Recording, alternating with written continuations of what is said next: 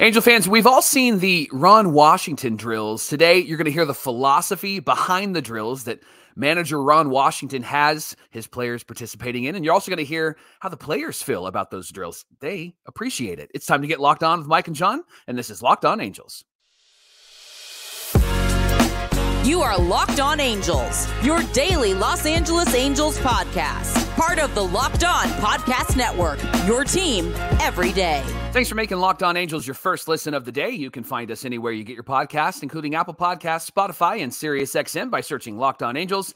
And if you want to give back to the Super Halo Bros for all the Super Halo content, here's some things that you can do. Leave us a rate and a review on Apple Podcasts. If you're watching on YouTube, hit that thumbs up button. And if you're not subscribed already, please subscribe and become a Locked On Everydayer. And whether you're watching or listening, come over to YouTube, leave a comment. It's one of the best ways to get in touch with us and be a part of the conversation. And today's episode is brought to you by Prize Picks, the easiest and most exciting way to play daily fantasy sports. Go to prizepicks.com/LockedOnMLB and use our promo code LockedOnMLB for a deposit match of up to $100. Thank you for being here for this episode of Locked On Angels, where it's your team every day. You've got the Frisch Brothers here with you, a.k.a. the Super Halo Bros. My name is John, and that's my brother Mike. And my name is Mike, and that's my brother John. Mike, we're going into our third season as the host of Locked On Angels. We're lifelong fans of this team, for better, for worse, but we're here because we're lifelong fans of this team, and no matter how difficult it can get, we're still here talking Angels baseball Monday through Friday. We're hoping for good things this season, but before we get to yesterday's game, which I have a lot of thoughts about, Michael, we do want to remind everybody that on today's show, we're talking about Ron Washington's drills, what they are, and how the Angels are performing so far in spring training according to the stats. We're going to share all that with you coming up on today's show. But Mike, yesterday, a stinker of a game against the World Series champions, the Texas Rangers. Why don't you get us started with what went down with Patrick Sandoval? Yeah, John, 2 starts in a row now. He's really struggled. 2 in the third innings pitched yesterday, 5 hits, 7 runs, 4 earned, 4 walks, and 2 Ks. This looked like the Patrick Sandoval that unfortunately we've come to know and not love so much, John. And he struggled. He couldn't locate the fastball yesterday. Tim Salmon said something on the broadcast that we thought was interesting. He noted that Sandy showed a lot more of his off-speed pitches yesterday, but because those were the pitches that he could actually throw for strikes, people were starting to figure him out pretty easy. And because he couldn't locate his fastball, it exposed those off-speed pitches for a lot of hits. And then when he wasn't locating his off-speed pitches and trying to throw the fastball, he was walking a lot of guys, hence those 4 walks. A lot of full counts for Sandy yesterday. Also had a lot of your favorite phrase, dinky-doos and hits yesterday. Oh my gosh, he got a lot of soft hits, right? Falling in. Babip to death, Mike. Yes, yeah. Willie Calhoun was playing out there because Aaron Hicks had some body soreness, so he wasn't in, and Calhoun couldn't run down a bloop in left field. The defense, unfortunately, was bad behind Sandy, and that's something that they really struggled with last year, and it got to Sandy last year emotionally, and yesterday, he looked like he was doing better with his emotions, but that didn't seem like struggling, right? That didn't seem like a problem, but definitely the defense let him down. It was a combination of all the things that we're used to with Patrick Sandoval, not being able to throw strikes, getting into way too many counts. He got the mulligan again, Mike, in this one because he got pulled out of the inning and then brought back in and only ended up going 2 1/3. But it was that classic Sandy start. And there comes a point where, you know, you and I have believed in this team in terms of its talent, right? And we know that guys like Detmers have talent. We know that Sandy, who had a 2.91 ERA 2 years ago, has the talent. But there comes a point where the coaching can only do so much. And we've questioned the coaching in the past because it just seemed like the direction they were giving the guys was just the complete wrong direction, right? Case in point is Reed Detmers figuring out his slider with the AAA coach and Matt Wise telling Reed Detmers to be a pitch contact guy. That's not how it works. But you wonder, and you hope that you have a competent staff in Ron Washington and Barry Enright. You hope those things, but there just comes a point where you question, okay, is it a talent issue or a coaching issue? At this point, I'm inclined to believe it's I'm inclined to believe it's a talent issue. Yeah. If they can't fix it. Now, it is early. It's spring training. this is where the wheels should fall off so that you could learn from these things. But you combine that with the defense just being bad behind Sandy. Like, you've got a couple of good examples there. Why don't you talk about those? Yeah. So after getting dinky dude, the defense fell apart behind him. Shonowell tossed the ball behind Sandy while trying to cover first. Joe Adell misplayed a foul out in left field. And then Brandon Drury misplayed a ball that could have been a double play. Zach Neto missed a pop that was in foul territory. And it was a tough play, but it did lead to a Sandoval walk. I had a text from Locked On Everydayer Cope yesterday that said, are these the 2023 Angels? Are they trying to make a return? Because it did feel like that yesterday, right? Especially in a game where Rangers are running all over the bases and scoring runs and hitting home runs. It's just like, that's exactly what it felt like. Yeah, the Joe Adell misplay and the fly out to left, it was during Tyler Thomas's outing when he relieved Sandy. But Salmon said something about being an outfielder. I think he knows a thing or two about the outfield, Mike. Right. He said, yeah, sure, Adell's battling the sun, but as an outfielder, you got to know where that wall is. And he saw Adell kind of pull up and overrun and let that ball get behind him in left field. And then, Drury misplayed something that could have been a double play. But the question here for me, Mike, is this. It's the second time Sandy got a mulligan. He got pulled out and then put back in. He couldn't locate the fastball. He exposed his off speed because of it. Salmon was like, I'm not Langster or Gooby, but I can identify that Sandy's kind of mechanics are off. So how do Enright and Sandoval fix this while the team is still in spring training? Man, I think it's reps. I think that's the thing that he's got to continue to work on. I think it's also, I love that they have the mulligan. I think you got to stop giving him a mulligan. You got to let him fight through some of these things because he's going to have to fight through this during the regular season. And maybe they can now take the pitch limit off of him. I know it's spring training, but let him go out there and kind of figure this stuff out. These are the types of things, John, that cause for a lot of Angel fans to be concerned, especially us everydayers, because this is why we would want another pitcher, because you have somebody like a Sandoval who's got all this potential, but problem is that he is probably a number 4 when it comes down to it, because he hasn't really been able to put it all together. Yeah. And this could be the year. It feels like he's got everything he needs for this to be the year. But so far, we've only seen, I think, one really good start. The first one. Yeah. The first good outing. He did have a 9-pitch inning in the second, which looked great. And it was like, okay, maybe he settled down. Maybe Enright had a good conversation with him, but then he was right back to the struggles again. So my opinion, Mike, is, hey, Sandy, you're going out there today and you're throwing fastballs, and that's it. No off-speed stuff. You need to get the mechanics down. You need to not let your elbow fly open, whatever he's doing, his shoulder flying open, I should say. They got to figure this stuff out, and they got to figure it out in spring training. Despite that, there were some good things about this game, Mike. Why don't you talk about those? Rendon was back, and he had a great first day back. He had a double, 2 walks. So I think that's the production that you want to see regularly from Anthony Rendon, and hitting the ball well. There was a pretty great moment when Shonowell walked, Rendon doubled, Drury doubled, got 2 RBIs, and that was all with 2 outs. So those 2 out RBIs are huge. This is honestly why you've, I think, been an advocate for having Shonowell, Rendon, and Trout as the 1, 2, 3, right? Yeah. And look, Trout would have been in Drury's spot in that situation, but Drury came up clutch in that moment, taking the ball the other way. I'll get into that a little bit later, but I do want to circle back to that as we continue. Yeah. Joe Adell had a base hit. He did have that misplay in left field. And John, I think with Joe, this is just who he is. I think he's going to be somebody who he's going to have a lot of really great hits. He's probably going to put up some good offensive numbers, maybe not a huge high batting average. Yeah. But I do think that this is who he is. And he's going to be a guy that you're just going to have to put up with some knuckleheadedness in the outfield when he's out there. And so that possibly might just be something that Ron Washington's going to go, listen, we're going to let him figure it out even during the regular season, because we like his speed. We like his ability to hit all over the field. We like his power, all of that. They got the DH spot open. So yeah. So he got that base hit. Jankowski misplayed it and left, and then Joe moved up to second.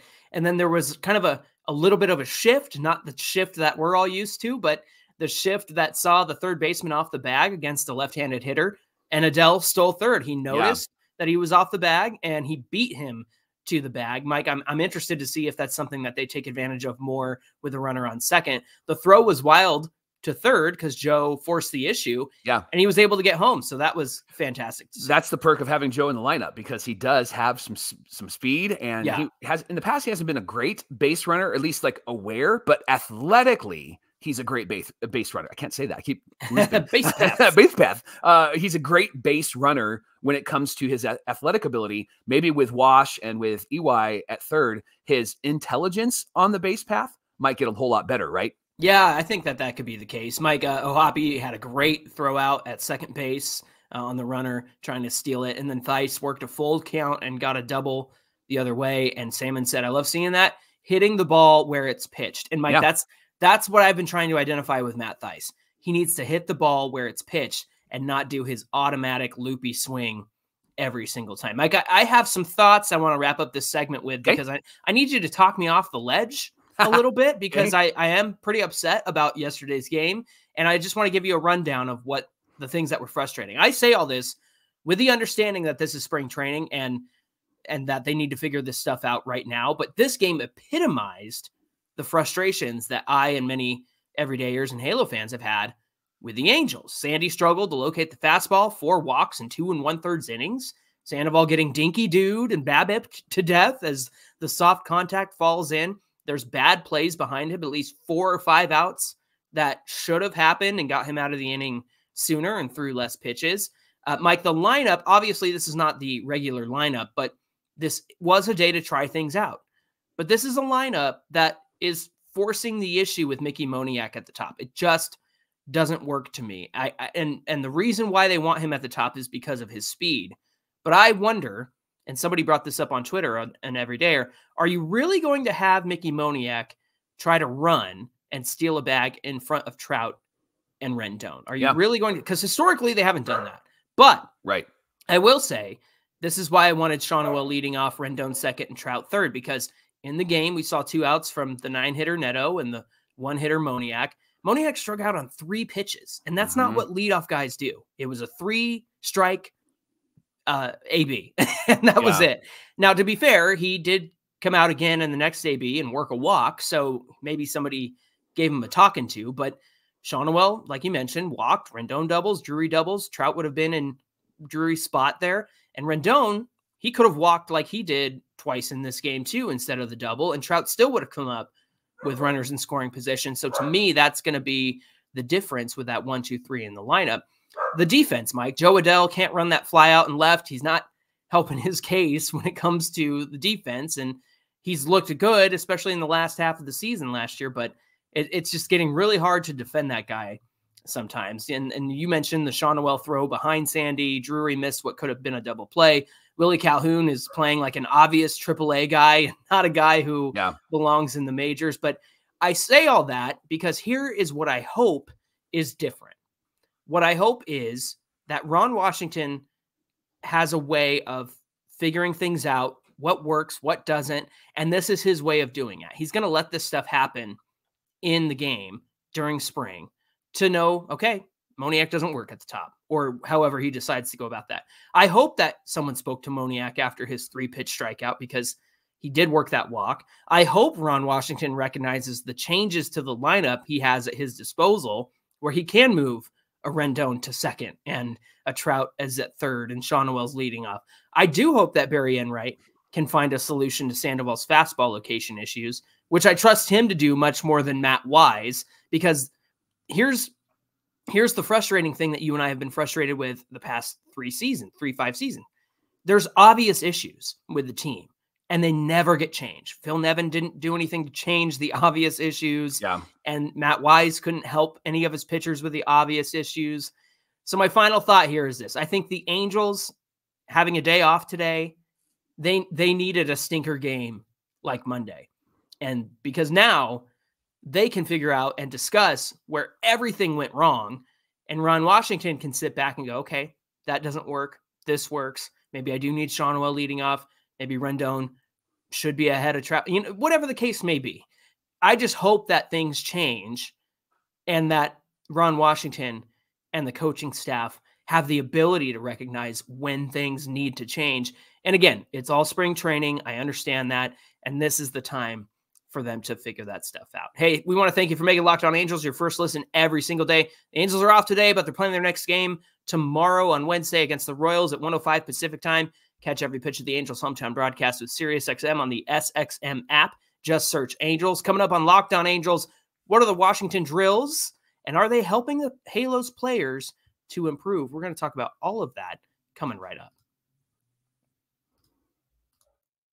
Locked On Angels is brought to you by Prize Picks. What is Prize Picks? Prize Picks is the largest daily fantasy sports platform in North America, and they are the easiest and most exciting way to play daily fantasy sports. Instead of battling thousands of other players, including pros and sharks, you get to play against the numbers. It's just you and the numbers. Here's how it works. You pick between 2 and 6 players and decide if that player will produce more than or less than the projected stat. And if you get it right, you get to watch the winnings roll in, whether it's tournament season or it's a fight for the playoffs in the NBA home court. There's no shortage of high-stake basketball moments this time of year. And with Prize Picks, you can turn that hoops knowledge into serious catch. And you can do that and win up to 100 times your money with as little as 4 correct picks. Prize Picks is really simple to play. I can make my picks and then submit my entries in less than 60 seconds. The gameplay is really easy, and there's an enormous selection of players and stat types. So here's what you need to do. Download the Prize Pick app today. And when you do, use our promo code LOCKEDONMLB and you'll get a deposit up to $100. Once again, download the Prize Pick app today and use our promo code LOCKEDONMLB for a deposit match of up to $100. It's the Locked On Podcast Network, where it's your team every single day. Locked On Everydayers. Don't forget that Locked On has launched the first ever national sports 24/7 streaming channel on YouTube. Locked On Sports Today is here for you 24/7, covering the top stories of the day with the local experts of Locked On, plus our national shows covering every single league. So go to Locked On Sports Today on YouTube today and hit subscribe to the first ever 24/7 national sports streaming channel. Johnny, we've all seen the videos of the players on their knees fielding baseballs, and Wash is hitting the baseball to them. They're coming at them pretty quickly. So where did that come from? It's a question that a lot of everydayers have asked. Well, Ron Washington said, "That's my idea. Give me credit." I love that. I love that. He said that's why they're called the Washington drills. And he describes the drills this way. He says they involve a 4-minute sequence that starts with the players on his knees. The coach will kneel about 10 feet away from the player and toss a ball underhanded to the player. Then the drill includes tosses of baseball right in front of them, then to the glove side, then to the backhand side. Then the drill progresses to using a fungo bat. And the idea is to isolate the most important part of fielding a ground ball. After some initial throws, the player then gets on their feet and does the same thing as before, but with what they call a pancake glove. This glove is a flat, padded glove that doesn't have any fingers and it doesn't close. And this forces the player to use his hands with precision in order to keep control of the ball. Do you think that they're going to do some Ron Washington drills today after yesterday's stinker, John? Yeah, you're telling me they're going to be out there at 6 in the morning working on stuff. Mike, right. Wash said the goal of the drill is to get the infielder to focus on the last hop. That's what he catches. In 4 minutes, you can get 97 ground balls. Whew. I want my player to get all of them using the proper technique. And he said the proper technique is when the player catches the ball in the middle of the glove to where the palm meets the pocket. Too much in the palm and the ball can bounce away. Too much in the pocket and the fielder can't feel it, or he has to search for the ball to get his hand on it in order to throw it. He said perfect hand position means that when the ball isn't caught, it will drop in front of the player instead of bouncing away. I love that. A lot of players have already commented on this practice, the Washington drills. Adrianza said that if I don't do the drills, I feel kind of naked. And he's been doing that with Wash for a while because he was in Atlanta. Brendan Drury said, I've always felt like I've had really good hands, but since I've done these drills, I've noticed some improvement with certain plays. Love that. And then Zach Neto also said, it's helping me to make sure I'm catching the ball in the part of the glove that I want to catch it in. I feel like I'm doing like a promo for some sort of like video, right? Like, yes. And Zach Neto said, and Brendan Drury said, 3 easy offers of $9.99. Right, you know? Exactly. Yeah. Wash also said that Freddie Freeman was somebody that didn't buy in initially, and then he started to see the development of the kids around him when he was with the Braves. And then Freddie thought, hey, maybe I should try that. Yeah. And now that he's doing that, and he's continuing to do that with the Dodgers, he said, I never want to miss a day of practicing the Washington drills because it has really been helpful for him at first base. Yeah. So is this just going to be a spring training thing? Well, infield instructor Ryan Goins says, no, this is going to be an everyday routine through the season. He said there's going to be regular practice of the drills. Everybody has a cage routine. Everybody should have a defense routine. My goal is to have this infield be the best infield in the league. You aren't going to do that with a day of work here and a day of work there. There's the scientific sports science of don't do too much, but that ain't who we are. That's his words. You can have all the off days you want. We're going to outwork you. And then talking about the results, according to Wash, he said from day one until right now, about the third week of spring training, the improvement is tremendous. And he said, you should have seen the bad habits that we had on day one. Again, they had bad habits yesterday. So I think that they're going to be doing these drills all day. This is not a day off, John. Yeah. This is not a day off. Maybe they're not playing, but this is not a day off. He said that those bad habits are gone. I don't even know who they are right now compared to who they were on the first day. And so there's going to be moments like what happened yesterday where the defense just doesn't play well, right? There's going to be days where maybe they can't get out of their own head or they can't get out of their own way. John, drills like this make you fundamentally sound and help you on defense, which is exactly what these Angels need, especially compared to what they've been the last few years. Yeah. Do you think that we're going to have more days that are similar to yesterday, or are we going to have more days that are similar to what we've seen so far with the Angels outside of yesterday from spring training this year? I think we'll have more good days than bad. I mean, of course, you're going to have a play that might cost you an inning, cost you a game, cost you a run. That's the nature of 162 games and times 9 innings, right, Mike? And that's the nature of it. You're going to have some mistakes. But what I like about this, and the minute I saw these drills on YouTube from, I think it was Bally Sports South with Atlanta and the Braves, and they had videos of Ron Washington doing this.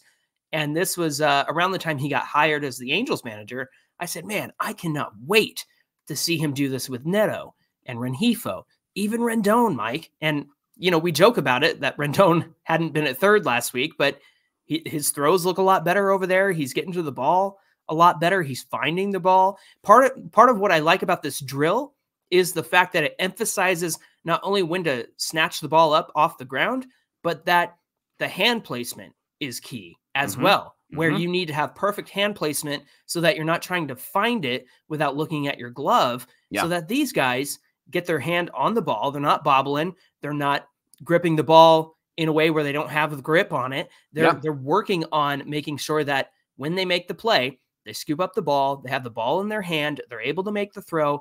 It makes so much sense to me. And I think it's going to be such a more fundamentally sound defense in 2024. But what do you say? Yeah, the one thing that we didn't talk about was their footwork as well. Yes.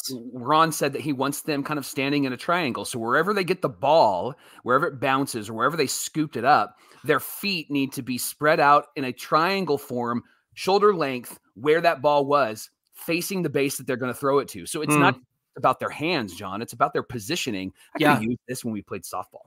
I just want to that was terrible. I was in the outfield. That was good. Why the heck would they put me at third base, right? It would have been great because if I did use this, it would be Zach Neto says this is great. Brandon Drury says it's fantastic. Mike Frisch, what a practice. Highly recommend. I love it.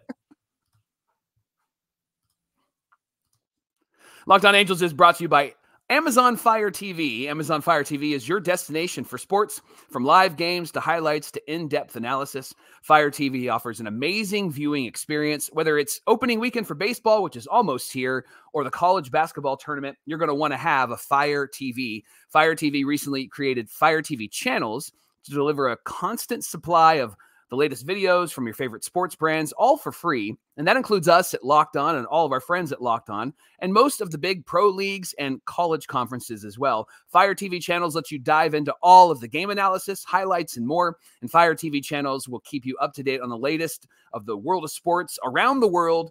Not to mention just great news and entertainment and gaming and traveling and cooking videos, all of that as well. So check out Fire TV channels on Fire TV and Alexa devices. If you haven't checked them out yet, go to Amazon.com/Fire /LockedOnFireTV. Once again, that's Amazon.com/LockedOnFireTV.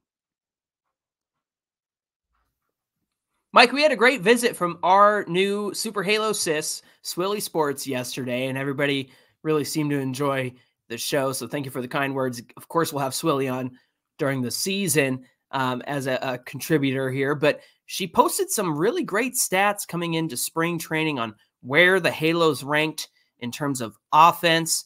And I think that they are eye-opening and also the pitching stats as well. So let me go through the pitching stats. I'll let you go through the offense. Okay. When it comes to pitching coming into yesterday's game, now I know they gave up 15 runs yesterday, Right. but I think that these are key.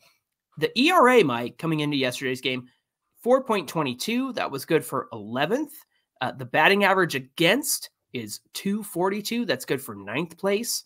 The walks and hits per innings pitched, essentially 1.26 hitters get on base per inning. They're tied for 6th. 158 strikeouts, Mike. That's 5th place. That's good news. 55 walks, the 9th least among teams. And then they've surrendered 13 home runs. That's tied for 6th least. That's hard to say. 55 burgers, 55 fries. 55 burgers, 55 strikes. Wait, I'm doing something. That's all I thought about when I read that. The offense, there's some good numbers, and then there's some not so good numbers. So batting average is 234 going into yesterday's game. That's 28th in the league. OPS 722. That's 20th in the league. You don't want to be there. Stolen bases, John, 30th. That's first in the league. So that's a plus. That's something that you want to see. Strikeouts, 164. They're tied for 7th. Walks, they're tied for 3rd with 76. That's another good stat. Home runs, 18th. They're kind of in the middle of the pack there. And then runs scored, they're 80.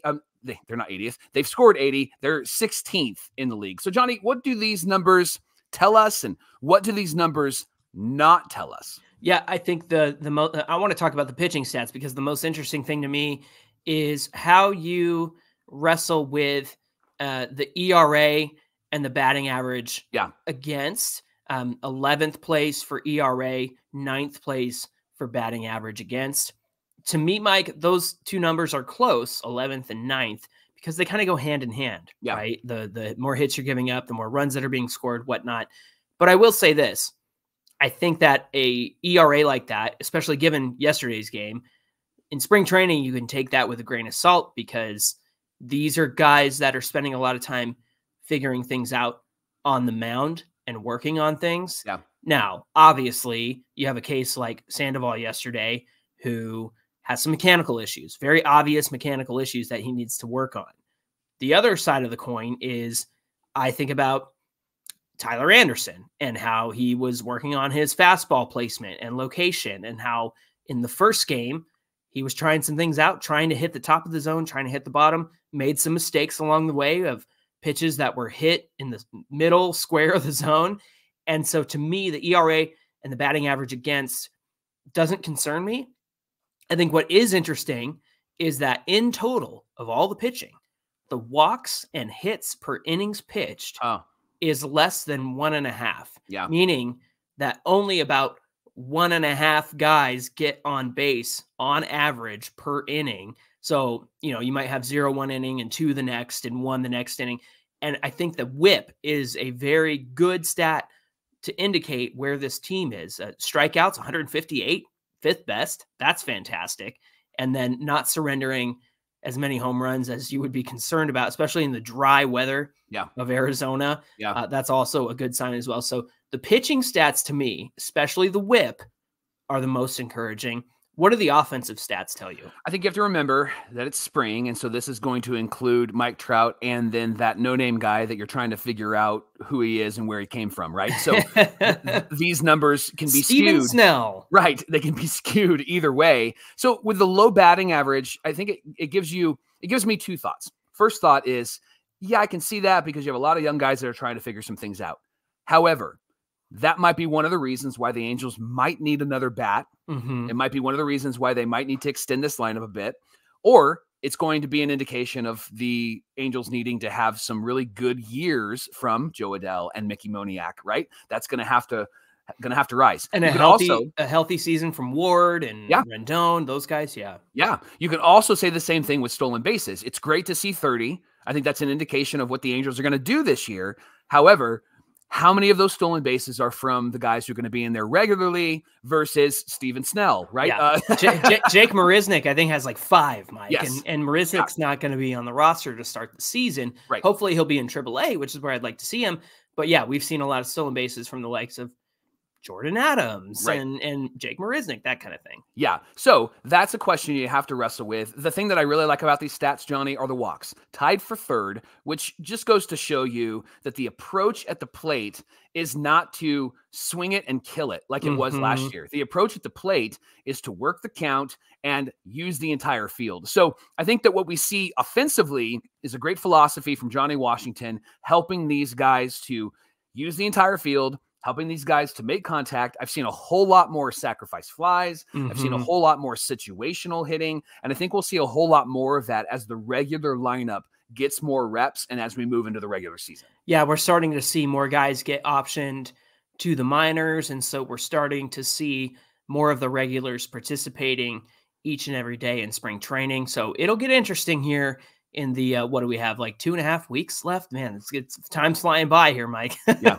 Hey, thanks for making Locked On Angels your first listen of the day. The Angels are off today. They're going to play their next game on Wednesday against the Royals at 1:05 Pacific time, and you can catch every pitch of the Angels' hometown broadcast with SiriusXM on the SXM app. Just search Angels. Hey, thank you for tuning in today. If you want to give us a follow, you can do so at Locked On Angels on Twitter and at Super Halo Bros on Twitter and Instagram. Whether you're watching or listening to today's show, come on over to YouTube, find today's show, get in the comment section. It's the best way to get in conversation with us as we try to respond to everybody who posts on there. Mike, what do we have on deck for Wednesday's show? Well, this is really important because after yesterday's start, we saw a conversation that Sam Blum posted about Barry Enright wanting to build a pitching lab. And we all went, thank you, Jesus, right? Yeah. We were all so excited about that. So we're going to talk about what he means by a pitching lab and how he wants to not just help the Angels this season, but help the Angels in the future as well. We're going to talk about that tomorrow on Locked On Angels. Looking forward to that conversation. We hope you'll come back and join us. In the meantime, my name is John, and that's my brother Mike. And my name is Mike, and that's my brother John. Thanks for being here with us, and we'll see you back here on Wednesday.